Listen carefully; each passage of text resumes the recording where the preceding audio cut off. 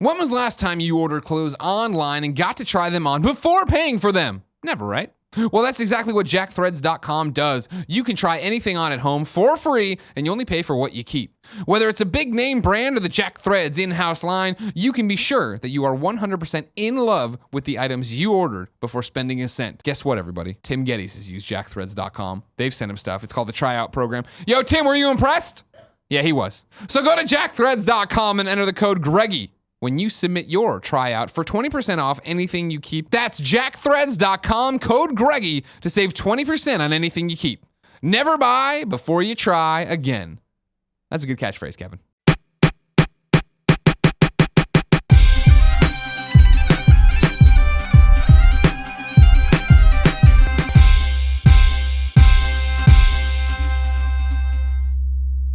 Colin, what's your topic? I want to just talk quickly about fake news,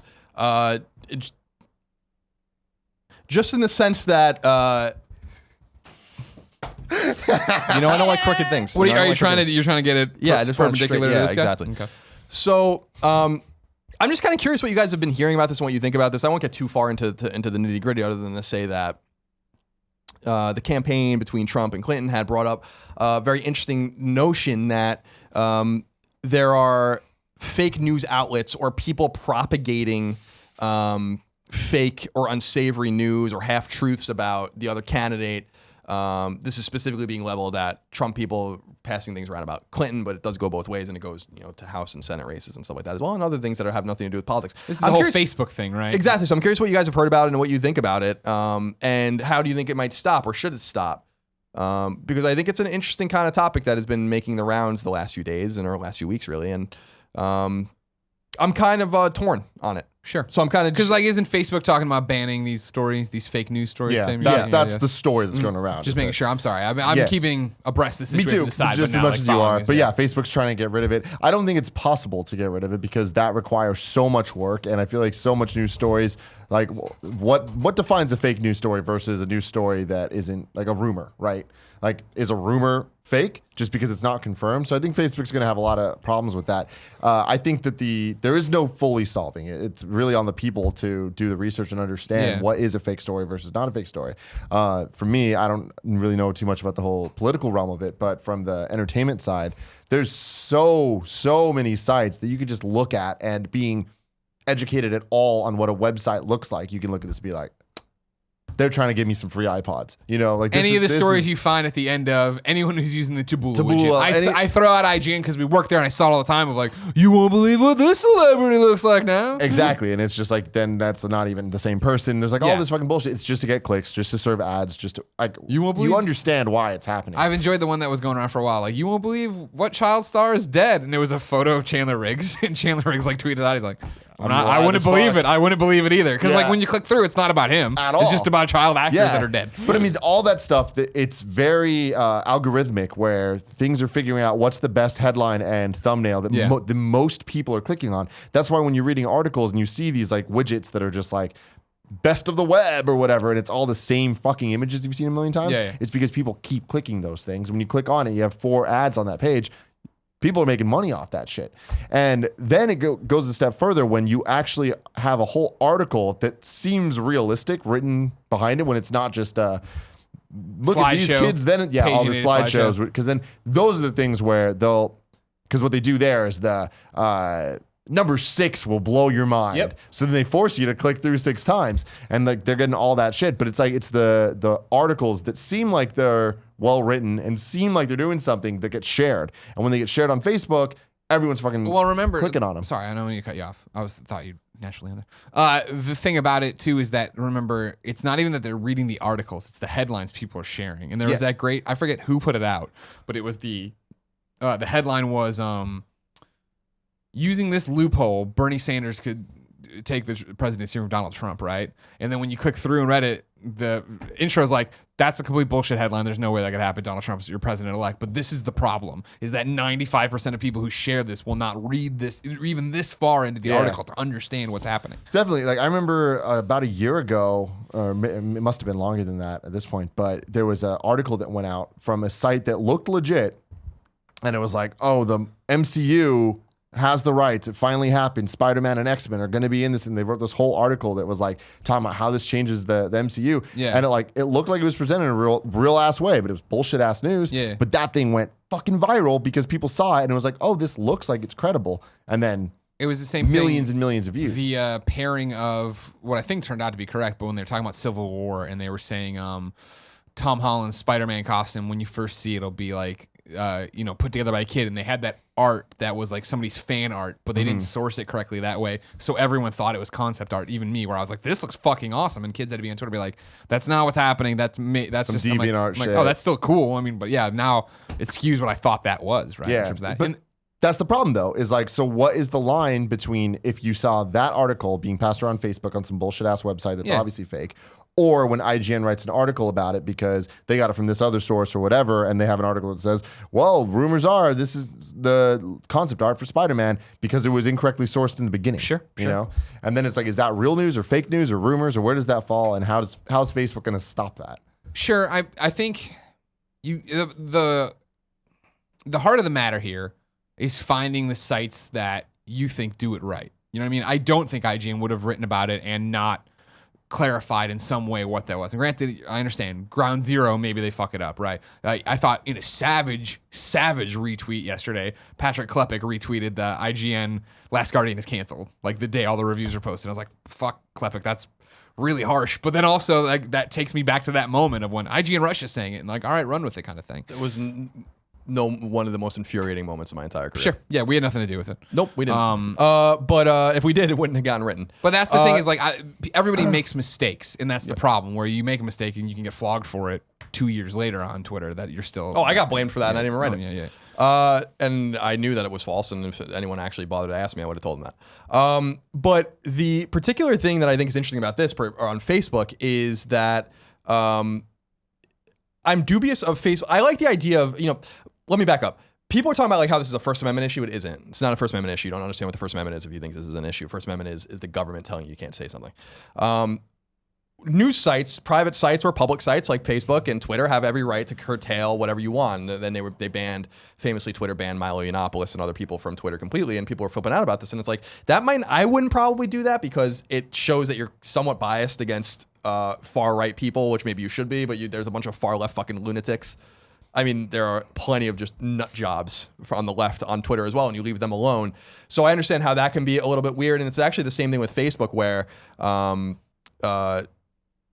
earlier in the year, I think it was earlier in the year, it was during the primaries, Facebook was actually had active news curators. And what we found out was that they were incredibly biased, that they would bury anything positive about Republicans or Trump or any of the other Republicans running and raise all this left-wing stuff up. And that's my particular concern, is that there's actually a partisan lens that this is all being done through. The point I'm trying to make is that there's a lot of character assassination, a lot of very personal kind of attacks going on that I think are veiled attacks to diminish a person's political reputation or personal reputation, all those kinds of things. And I'm afraid that if we just focus on one particular side of it, that we it's the false equivalency thing people get mad about with Trump versus Clinton or whatever, where everyone's like, well, I always said like, well, Clinton's certainly more fit than Trump, but they both are fucking terrible. And I stand by that. And it's the same kind of thing where, people are like, well, there's a false equivalency. The right is doing this far more to people on the left than the left on the right. And I'm like, that's true. But you just have to make sure to balance those kinds of things out so that like, because what I'm afraid of happening, and this is what I'm seeing, particularly with the fake news cycle and the kind of the attacks on, specifically on Trump and his people, is like, they're gonna exhaust the American public right into a second Trump term. They keep doing this, like that's the crazy thing there in terms of, trying to bury things that might be true under the guise of fake news. So if I'm making any sense, what I'm particularly saying is we have to make sure that fake news isn't this wide swath of things that you just don't like. But Sure. It also can't just be character assassinations on one side that are ignored at the sake of other character assassinations on the other side, equally false, but they're the ones targeted. So you have to have some sort of you have to have like an ombudsman doing, and probably a bunch of ombudsmen doing this in a very fair way. And it's hard to remove your biases when you're doing these kinds of things. And that's why I'm very dubious of Facebook's ability to do this and Twitter's ability to do this, and why I do understand the distraught nature of some people being like, well, why are all of these people being targeted, but not all of these people? And then when you start going down that road, then what you find is that you're just removing disparate voices that everyone kind of thinks are crazy anyway, but there's still some sort of inherent bias that people think you're working on under. So my solution would be to leave it all alone. You have to be some sort of fucking moron to think half these things are true anyway. And if you do, then that's your problem. You know, like it's not my problem that you think that this thing about Hillary Clinton's real. Read it. What's the source? You know, like, did no one go to school and learn about primary and secondary sources? Like, I mean, most people just are don't using them, want to throw them understand. around. Like, I've had arguments with people about this where they're throwing things out. I'm like, that's not true.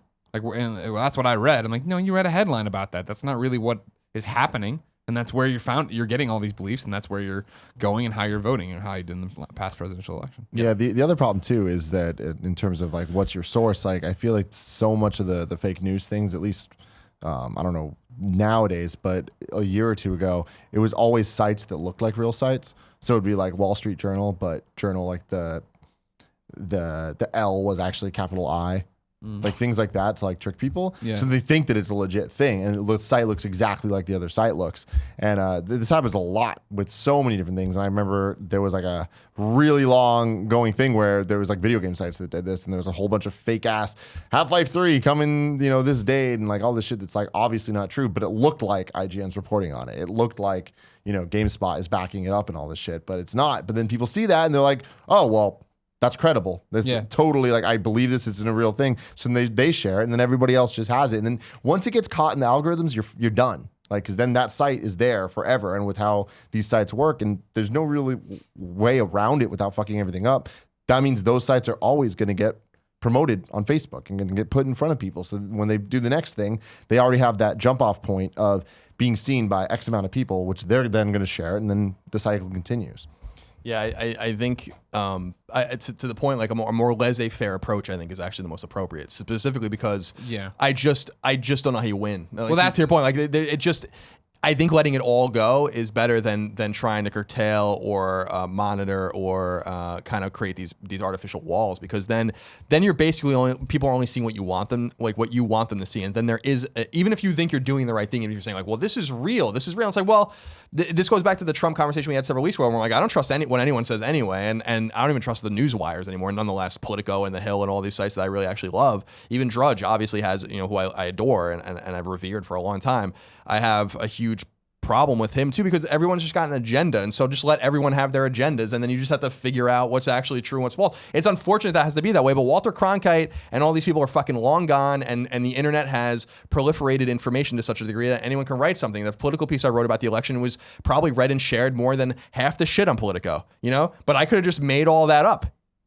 No, and there's no way to monitor that, and so I understand people's particular anger and animosity towards this particular thing, but I just don't know how you solve it. You asked in the beginning, how do you solve it and what do you do? And I mean, I do think it's putting it on Facebook, putting it on Twitter is tough. I think the easier answer is making a better informed voting base. You know what I mean? A better country, or more informed country in terms of what they're consuming and how they're consuming it, and what a trusted source looks like and what a trusted website looks like, and getting beyond the headline and doing all these things that are super difficult when all you want to do is scroll through your Facebook feed, where it is an echo chamber. I'm not talking about our video game echo chamber. It's the echo chamber of who you follow and who you like, so that when I see, family members who are sharing these memes or stuff where you're like, this isn't true at all. Like, but that's all you're seeing, because that's all you're There's text on an image. Exactly. So you're in this, that's who you follow. So you see the same things over and over again. If you just followed us, you think the veto was super successful. But you know what I mean? Yeah, you got to have a wide berth of things. And I use Steve Bannon again as an example. I don't find Steve Bannon a very savory person. I think I'm a little confused why he's even involved in anything at all, because he has no experience in political strategy. But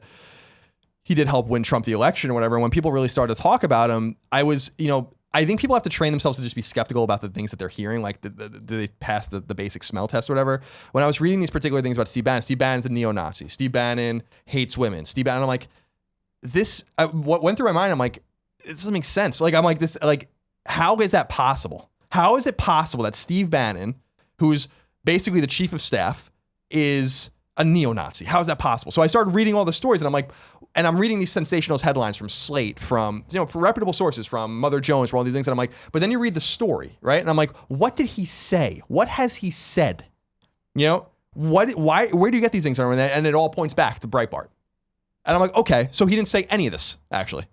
And so you start to say, like, okay, the man gave a platform to terrible people to say terrible things, but he didn't say it. you know? And I'm like, that is an important differentiator. He's just a businessman that wants to make money and he just found his niche. I have no idea how the fuck he feels because he doesn't say anything. So should we try to maybe get an interview? Should we try to like get a primary source? Who knows the man? Can we figure out, you know, but no one does the digging. Then that kind of shit just circulates and spins constantly. And then it becomes part of the zeitgeist of politics or part of the news cycle.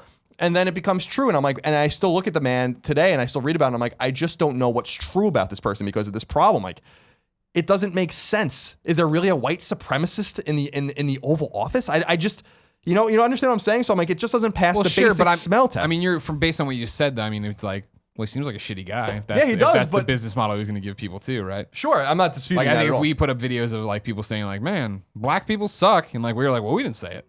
Alfredo did. Like, it's like, I would still think that would blow back on us and make us look like that, and I don't think. Sure, but draw it back. I don't dispute that at all with him. And it might not be the best example because I've only read Breitbart a few times, and it's just, I just find it a strange website and not for me. It's a little too far right and a little too intentionally inflammatory. I don't think it's even inflammatory. I think they just do it to be inflammatory, and I don't like that kind of stuff. I don't think there's any value in that. But I also don't like making value judgments based on degrees of separation from things too. Like, I want to know like what people have said and what people have done. And so I just try to, I guess what I'm trying to say is I try to also give people the benefit of the doubt until I see, you know, because I know what it's like in a much less major way and in a much less inflammatory way. People say like on forum stuff, say like, well, Colin said this and that. I'm like, no, I didn't. I never said that. I just never ever said it, you know? Sure. Like, and so I know what that's like to be attacked. It's video games mostly, but it's still the same. I mean, coming off of PSX, I said something on our panel that got twisted and misquoted and put out there, and people were pissed about it. I'm like, it's not what I said, so you can totally be mad about that. But when you watch the video or listen to the MP3, hopefully you'll be like, oh, wait, no. Like, there was a guy on NeoGAF once, and someone pointed this out to me. This was a long time ago, where someone was like, I was making fun of the Wii U somewhere, something like that, and some guy was saying, I watched Colin play, what was the game? It was like Bayonetta or something like that. Like, I watched Colin, he was terrible at it. I was at E3, I was behind him or whatever, and I'm like, that literally never happened. I never even played Wii U, I don't think once at E3 until I played Zelda. And I'm like, so you're literally just making shit up about me. Then that gets spun out of control. And then people read into those kinds of things. And so I try to be cognizant of those. Like, I'm like, that's just not, that doesn't happen. You're a fucking liar. And so when I read things like that, then I'm like, well, I want to just get down to the nitty gritty and to the truth. And the truth about this particular Steve Bannon guy, for instance, is we don't know what's in his heart. He gave a platform to these people. That's the headline. Not automatically making an assumption or making an inflammatory thing that drives a wedge between people and offends people for no reason, you know, with no journalistic integrity there. I have a huge problem with that. Might be that he's a fucking full-blown Joseph Goebbels type. I have no idea. But, you know, I'm looking for quotes. I'm looking for primary sources. I'm looking for people to actually do the hard work. And we were talking about it before, where these people just regurgitate shit over and over again. And then you just don't know what the source is and where it came from. You know, it's not valuable to anybody, you know? So I think the solution with fake news is to educate yourself. It's the same thing I always say about Citizens United, right? Everyone's all upset about money and politics. I'm like, the only reason money and politics works is because you don't care. You're easy enough to be bought with a commercial. That's embarrassing. You should be embarrassed to admit that. You know, you should be so embarrassed to admit that money is buying your opinions instead of just going and doing the hard work of reading about what's actually true and what's actually real. Money and politics wouldn't matter if you actually gave a fuck. Sure. So Citizens United is irrelevant. But Scott Wiener had Steve Urkel in his commercial. He did. That's true. Come on now. Yeah. Also, shout out to this woman on the plane the other day. I never told you this story. I was on the plane the other day, right, flying back. This woman, I look over, she's got an iPhone, and she's watching Family Matters reruns on it. It's like, fuck. That's dead a motherfucking cation. Like, damn, all like right, cool. I wonder how she did that. You know? And I was trying to figure out if it was the United on the United. Something tells me it's But even not. then, I was like, would United have all of fucking Family Matters on this fucking phone? Like, she must have, either, bought on DVD, ripped it herself. Yeah. Like You can buy converted them it on to iTunes MP4. probably, right? They got Really? Family Matters on iTunes, you think, Kev? Thanks, Kev. Or she bought them on iTunes, which somehow is even worse. So I think that, I don't know. So I just thought it was an interesting topic. I particularly am fascinated by the Steve Bannon guy because I just don't understand him. And I don't understand how this whole, I read about him pretty often when new things come up. But what I'm finding is it's just because he refuses to talk to anyone really. I think he gave an interview actually to Hollywood Reporter, which was pretty interesting, that I retweeted and people got mad about that. But where I was just like, well, what's the it's kind of the way I feel at North Korea, where like there's just no information. So you gobble up any possible thing you can, but you don't really know what's true or false. Huh? Oh yeah, well, I mean, they sent Dennis Rodman over there. but we don't Is he know. that bad? But we don't know anything about them. Is the point? Like we don't have an inside source. We don't have like even the South Koreans have a problem at infiltrating them. They don't really know what's going on and like the power structure there. It's just an example of like I'm curious about what the truth is, and unfortunately, I think what's happened with this fake news thing is that there's actually 2 or 3 or 4 truths, and that's just not possible. That's just not possible, right? Steve Bannon either is an anti-Semite or he isn't, and what I've seen is I'm like, okay, he has a website that has some anti-Semitic views, right? Or was a C? I don't really know what he did there, but he was a high up person there, right? At this website that gives voice to disparate alt-right. I don't really know what alt-right means, but this alt-right, I really don't. I have no idea what that term means. According to the internet, neo-Nazi. But this neo-Nazi, I don't know, whatever, right? And then I'm seeing things where I'm like, there are literally Jewish people working for him saying like, the man's not an anti-Semite.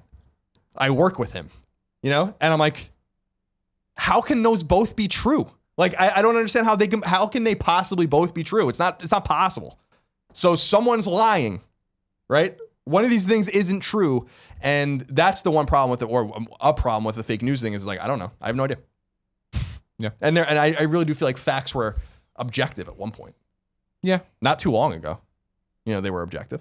But this is the silly season we kind of live in now, and I think it's going to get worse. And I don't really think it's incumbent on Facebook and Twitter to monitor these things. I think it really is incumbent on people to figure it out for themselves. If it's too weird or too strange or doesn't sound right, it probably isn't.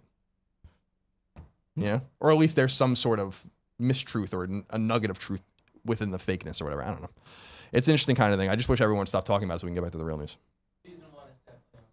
Thank you very much, Kev. Family Matters available on iTunes right now, ladies and gentlemen.